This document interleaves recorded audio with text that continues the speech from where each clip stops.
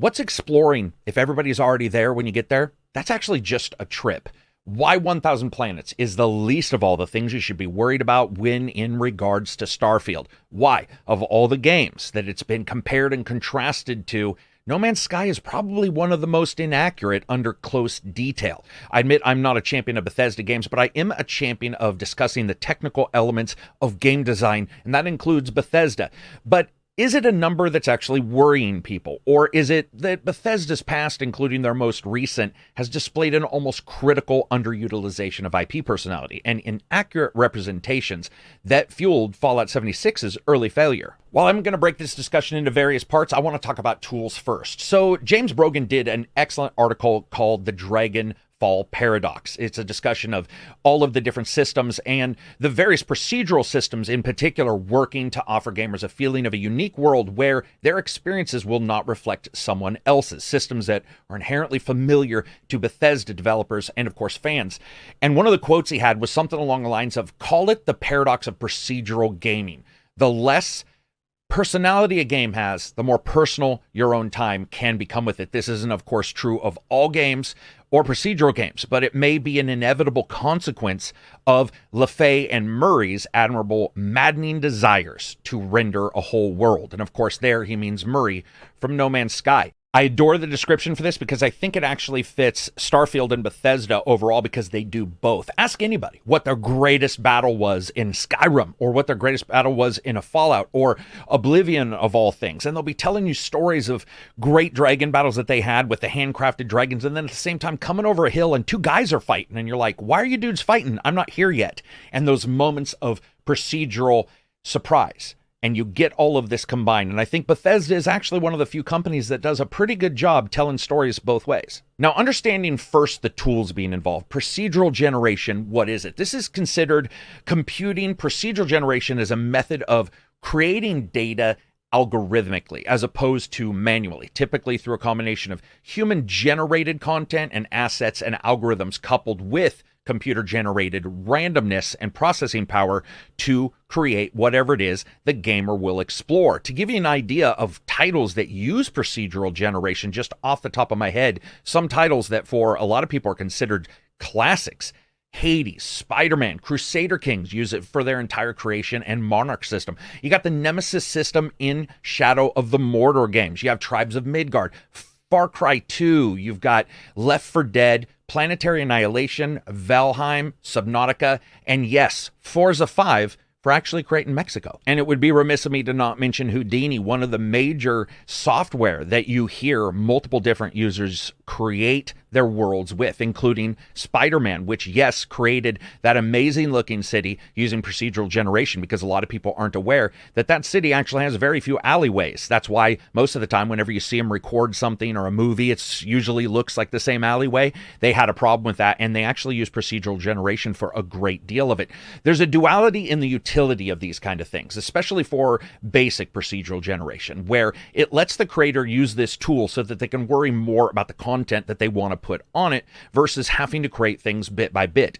In fact, using systems like this, it actually allows them to create more realistic looking places where at the same time they can spend their time going to the hero spots. Now, hero spots or hero locations are places where there's a lot of interactivity with a character or a main story specific moment, and they want to hit that spot and make sure everything just absolutely works good. The major difference that we see with Starfield and with these and Elite and No Man's Sky is that the references for hero pieces and handmade elements just really aren't in either of those two last games, but they are in Starfield. As multiple developers I've talked to, one of them stated that they don't need to know how the grass was made to mow a cock and balls in it, as long as they know how to make it look like that. Let's talk about real worries, though, versus what are some of the more knee-jerk reactions when it comes to this and the tools. We'll talk about scale, we'll talk about artistry, and we will certainly talk about atmosphere and the way to tell a story in these games. Artists are able to investigate locations to see what is occurring in these moments as well. You may not be aware of this, but even a title such as No Man's Sky has bots that go around the game world and actually take pictures to places that not only players have been, but all over this universe, and send them back so that the developers for No Man's Sky can still get data. This is the same way that anybody using procedural generation for any large overarching story can actually do, regardless of the game engine. Something that we will for sure see Bethesda able to do, where they're able to look at all of that data, even though it is procedurally generated and a ton of it, to put in their hero moments or to adjust things that maybe don't work exactly perfectly. This is the way procedural generation is used when it comes into actually building up a world where you want to explore and have your hero moments versus a No Man's Sky, and certainly versus an Elite. I want to discuss this just for a second. 100 star systems and 1,000 planets in Starfield. Well, Elite Dangerous is a one-for-one replication for the Milky Way. That means 400 billion stars cataloged, as well as information on about 200 billion of them via star catalogs. In 2015, it was reported the player base was exploring about 17,000 systems every day. At that rate, it would take about 150,000 years to map out that game. So get your coffee, we're in for the long haul. But that's not all. Let's look at No Man's Sky for a second. 18 quadrillion planets. No Man's Sky is built on the super formula algorithm as well, which explains biological shapes based on flexible and man-adjustable parameters. This allows them to construct life. It also allows them to mold everything and adjust it with small adjustments that create vast differences. Connected all together, it creates your buildings, it creates your locations, your spaceships, and your animal systems. And everything there is connected. Like the letters in the alphabet make up words in a sentence or pages in a book, but they also happen to be 26 letters in, well, my alphabet. The very extreme end of that is that macro sense for this. For using this kind of generation, it's also 255 galaxies. That's right. Discovering one a second would take 500 billion years in that game. Bethesda has 1,000 planets. That's when you start to see what the difference is. Less than 2 hours in a single day's worth of exploration in Elite would show you every single planet in this game. Is that a direct comparison, a perfect map to draw parallels? Probably not, but it does show the sheer difference in scale and the sheer size comparison between them, where you look at this massive Gaussian difference between these three games, and you start to see that, well, one is on one side, the other two are so far removed that at some point, the comparisons start to fall apart a bit. While we're talking about scale, let's also talk about how story is impacted by it. Bethesda is shown in the trailer and suggested that much of the atmosphere in this game is about exploration. So expecting to go to a planet and seeing 50 cities and 1.9 billion people every single place you go directly contradicts their initial explanations that they put down. Take, for instance, Greenland in the real world, less than 0.139 people per square kilometer. So yes, you can assume in this game, borderland planets won't have a lot of people. Others will have even less and be barren, as they pointed out in the trailer. Good representations of this kind of fiction still playing out well is like Firefly, the TV show. Most of the planets had barely anybody on them and very low resources, and they were still able to tell cool stories in various sections of them. But moving on from there, let's just look at the work involved. If you take one graphic artist and you start to see it, you get a lot of people who are worried that with procedural generation, that must mean that absolutely nobody touches them. We know that that's not the case. We see that just with No Man's Sky. So if you take that graphic artist and you look at their work schedule, you've got one graphic artist who has maybe 6 hours a day to work, and you have about 250 working days, which works out to about 1,500 working hours. However, it may surprise you that a lot of those people working on those systems also use procedural generation in painting and landscaping in those actual worlds that they create. Yes, that's again for games that you might consider to be the blockbuster handcrafted titles, as well as a massive number of altered systems that they use or blueprints within creation engines such as Unreal. Also, just for a second, let's talk about real-world statistics as compared to what we're getting in this game. Since about June 2022, we found around 5,000 plus exoplanets. Of those, 3,700, 3,800 of them are in planetary systems. 820 some have actually more than one planet. To identify if life can exist on those, you do all kinds of stuff, reflect different chemical makeups and see what you're getting, as well as looking in the hot and cold Goldilocks zone. Is it not too hot, not too cold for life as we know it, as well as gravity anomalies, planets that are too large, that kind of stuff. Of those, only 16 have been found to be in the proper spots and possibly have the makeup that, of course, we as humans identify as possibilities for life. Guess what? Bethesda and Starfield, even with just 1,000 planets, has already indicated that we will have more than that in this game. The real question is, are all these locations going to be substantive? No, they're not. And that actually brings us to pacing and why we hope they're not all going to be. So pacing doesn't get talked about as much in gaming as I think it should, but pacing is going to dictate a great deal of how your world tools are going to be used to create your worlds and your stories. An action-packed shooter's entire plan and pacing and creation of the worlds is different than an exploration game. But some exploration games might actually be built on their own kind of pacing, depending on exactly what the player is supposed to do and experience in the game. Pacing is a mix of action, tension, world building, and ultimately moving towards the goal of the game. The goal of this game is exploration. And that, in a way, allows for us to look into the design documents and the ideas that Bethesda has put forward. It only makes sense to have locations where humans inhabit them be the ones where, well, humans actually adjust the game worlds as well. Bob Ross has happy mistakes, moments in the code not perfectly controlled where things go off the rails in spectacular ways. But in many places, it only makes sense to have the more cultivated locations be where the more cultivated quests actually occur, and the outside stuff not necessarily have as many. Virginia Payne did a very good article on this, the role of negative space in games. And it's a great start to sort of understanding the importance of gaps and pauses in game design. The moment where everyone pauses just for a second prior to taking that one last mission in Mass Effect 2, checking up on your items and your people, and the game even informing you, do you really want to do this? You see it in movies with sexual tension prior to the big heist, where there's that moment of pause and respite. The understanding of those uneven gaps in Dark Souls titles in particular is highly enlightening when you start to look at how the games are set up. Moments where that respite is combined with adjusting a player's sightline just a little bit to expectations that are slightly different, farther out than they were before, breaking into those locations and to that feeling of peacefulness just for a second before it tightens back up into the expectations for a boss battle or a major attack. The long distances ridden to or taken on when you go and take on the Colossus in the Shadow of Colossus game.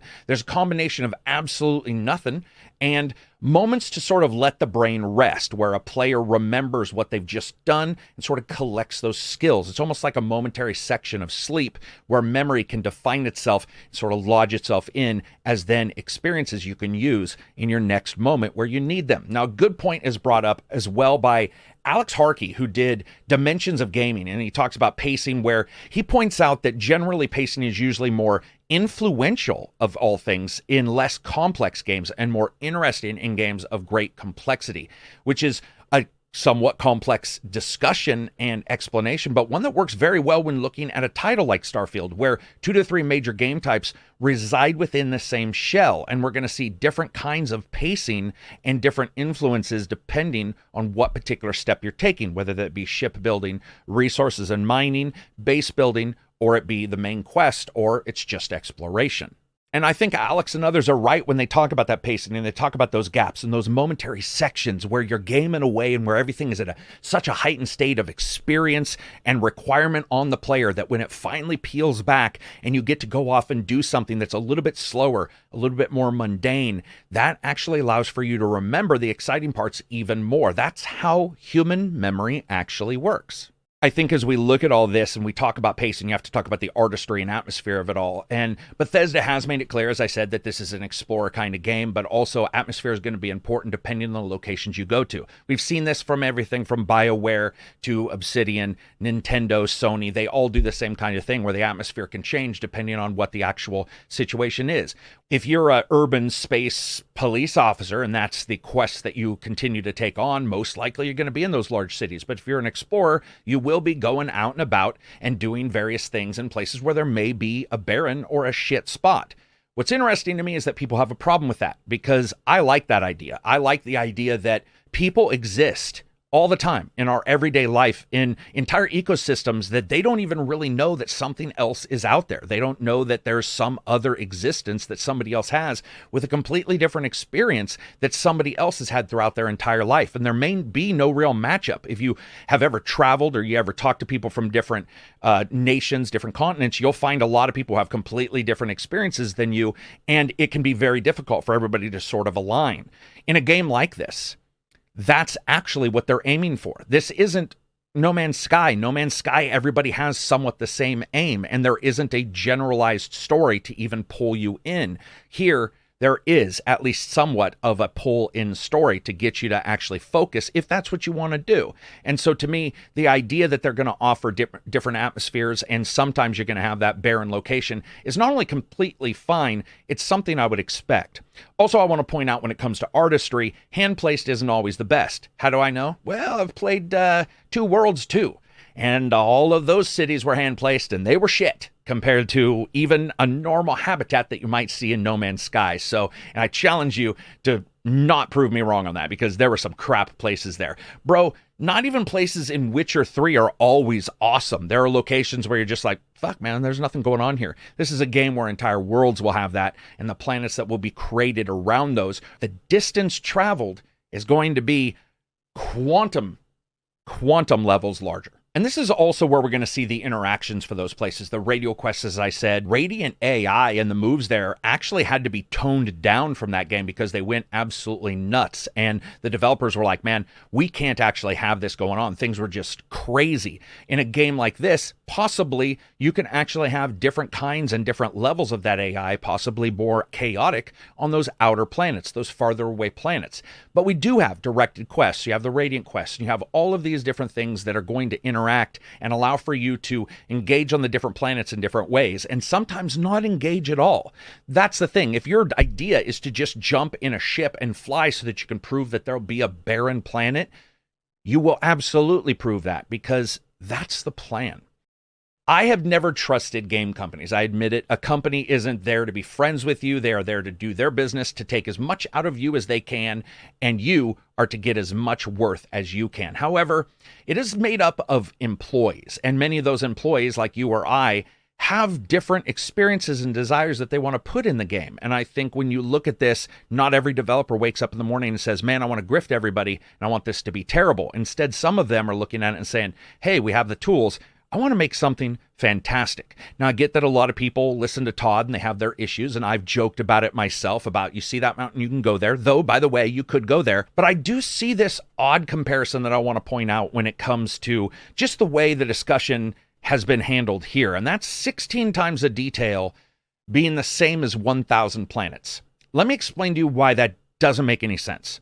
Realizing for a second that one is the multiplication of an unknown number using a word as its base, and the other is a distinct number. I don't have any issues with what he said. 15 times mo beta? What does that even mean? Or you have 60 of something. That's a completely different situation. So saying 16 times the detail is the same as 1,000 planets, technically, that's not, and it doesn't make a good argument. Even if you're trying to prove my point, I wouldn't want that argument. It wouldn't make a lot of sense, and in all honesty, it makes the entire situation and the entire discussion sound a lot more idiotic when you try to prove a point. If you're trying to prove a point about the game, you have an issue with it, I think that's fine, because there's going to be issues with this game that have existed with all Bethesda games, including bugs and performance, and you guys know me, I hate that. And this is really where we come up to the end of this, and you start looking at the pacing and the atmosphere, you look at the tech and the tools, and you start to identify that some of the games that we've all been amazed at when it comes to single player many times have a number of procedural generation systems below them. And then you look at the 2 games that this is compared to, and they're so many levels larger than anything that we see with Starfield. And then you take in the calculations of hours, and you start to look at a company that doesn't just have one graphics artist, but may have 30, 40, 50 working all those thousands of hours, looking at various different parts of the game and trying to put it down. We also don't know what systems they've got. The expectations for Starfield, I think, split between those who want a Fallout in space and who are getting it, and those who want something else. And as we get to the end of this, I want to say I definitely agree with the worries of any game coming out and that it's going to be what we expected. I certainly think with Bethesda, they've delivered in multiple places, including Skyrim and the Fallout series, though many people didn't necessarily like Fallout 4. But I think also our expectations need to be put in what it would be considered a place that's somewhat aligned with what the developer is actually showing. And what the developer is showing is a Fallout in space. Let me explain that a little bit. If you look at Fallout overall, Fallout is a pretty busy location, but there are certainly some dead spaces. You go to various different cities and you take your quests, and that's the end of the game. There isn't some kind of travel anywhere else. It's contained on that one particular landmass. This isn't necessarily the space, multiple alien kind of different worlds that we may see in some other space games. We do see a little bit of that, but I think that Starfield has tried to hedge just a little bit more on what their version, Bethesda's version, we could call it Bethesda-eek, their version of Bethesda's realistic. Also, I think that there's a realization that's going to happen here, and that's that if you want Fallout 5, you're going to have to wait for Fallout 5. Starfield is a different beast. It's a different preparation for something, and it's their ideals that have come together after multiple years of planning, identifications of what they want to do, and finally getting the technology to do so. For many gamers, this discussion is going to be moot, which is why you hear a lot of people saying, why are we even having this discussion? And that's because they will play the game regardless and get it and just jump into it, not containing the book of woes behind them of the prior games that maybe didn't meet their exact criteria, but they're just going to experience it. Then you have the people who might play and who might just rush out to try to find a barren planet, not really realizing that they've stated those will be there. And then you have the people who are worried that the procedural content built in a game world where there's going to be quests as well indicate that nothing else will be done, and you will find cookie cutter locations. And I submit to you that nature is cookie cutter, especially when it comes to traveling between planets. If Bethesda had done something along the lines of multiple spacefaring nations, I think that this would be a far more concrete discussion. But they didn't. Instead, it pretty much is humans and different factions on different planets. And that is a completely different style of game. And that exploration is a completely different style and expectation that you should probably have for it. And that makes sense to me. And what I see from them doesn't really look like anything that's got me too nervous. But I think when we continue to compare this to No Man's Sky and Elite, and you understand the numbers involved as I've explained in scale, guys, it just doesn't make sense. One is doable, the other is not. And by doable, I mean over multiple years with multiple artists looking at stuff. There's absolutely first of all, there's absolutely the possibility of putting multiple quests on every single planet if they wanted. They're not going to, but with the amount of manpower and the way that they've got systems, easily. That would be something you could easily do. Would they be great? No. By the way, is every Skyrim quest great? No. Is every Fallout quest great? No. So what you get here is a situation where what I think a lot of people want is just the best of all worlds, and that's not going to happen. This is a game from Bethesda where they're going to try to do particular things, and we're going to get a particular output from them in space by mostly just humans in starships going through the deep dark. So anyway, that's it for me. I hope you guys got a little bit of information about this. If you did, at least you learned a little science about exoplanets. I hope you guys enjoy these videos. If you do, give it a thumbs up. If you don't, give it a thumbs up. Subscribe. Check out the Patreon. Check out Reddit. Check out Twitter. Check out whatever you want. Go find somebody else and watch them if that's what you want to do. It's all cool. Peace out and enjoy the rest of your week.